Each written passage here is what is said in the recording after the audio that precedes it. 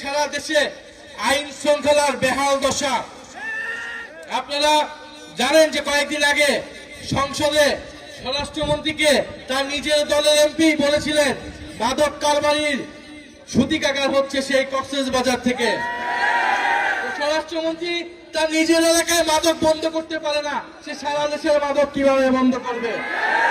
সে সারা দেশের আইন শৃঙ্খলা কিভাবে ঠিক করবে? ফলে এই যে কালীগঞ্জে মাদক কারবারি আছে কি নাই? আছে, প্রত্যেকটা জেলা উপজেলায় মাদক কারবারি দিয়ে ভরপুর হয়েছে।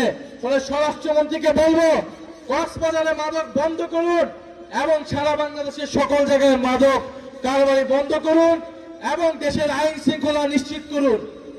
এবং প্রিয় কালীগঞ্জবাসী, আমাদের ভাই শরীফ ওসমান হাদি জীবন দিয়েছিল আজাদির জন্য, স্বাধীন সার্বভৌম বাংলাদেশের জন্য, কিন্তু আমরা দেখছি সীমান্তে সাধারণ বাংলাদেশিদেরকে হত্যা করছে বিএসএফ খুনি বাহিনী।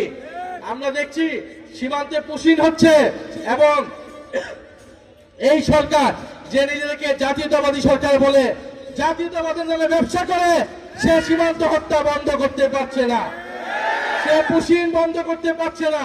ফলে আমরা বলবো সীমান্ত হত্যা বন্ধ করুন, জাতীয়তাবাদের নামে ব্যবসা বন্ধ করুন এবং বাংলাদেশের সীমান্তকে সুরক্ষা দিন।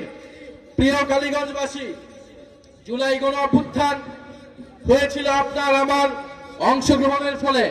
এখন জুলাই গণ অভ্যুত্থানের পরে নতুন নতুন নেতা তৈরি হয়েছে, নতুন নতুন নেতৃত্ব আসছে। শিলং থেকে লন্ডন থেকে নেতৃত্ব দেওয়া হয়েছিল নাকি জুলাই গণ অভ্যুত্থান।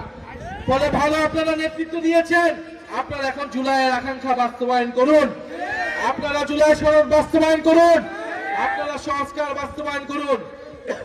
যদি জুলাই সনদ বাস্তবায়ন করতে না পারেন, যদি বিচার করতে না পারেন, তাহলে জুলাইয়ের নেতৃত্বের দাবিদার এ কথাটি ভুলেও মুখে আনবেন না।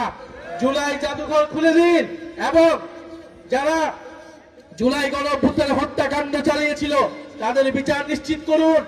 আপনারা যে বিভিন্ন জেলায় উপজেলায় মামলা বাণিজ্য করেছেন, নিরীহ মানুষের নামে মামলা দিয়ে আপনারা দুর্নীতি এবং লুটপাট করেছেন, সেই হয়রানি থেকে মানুষকে মুক্ত দিয়ে যারা প্রকৃত অপরাধী তাদেরকে গ্রেফতার করে বিচারের আওতায় আনুন এবং কালীগঞ্জের এলাকার মানুষের যে সাধারণ মানুষের যে সমস্যা আছে সেই সমস্যা নিরসন করুন।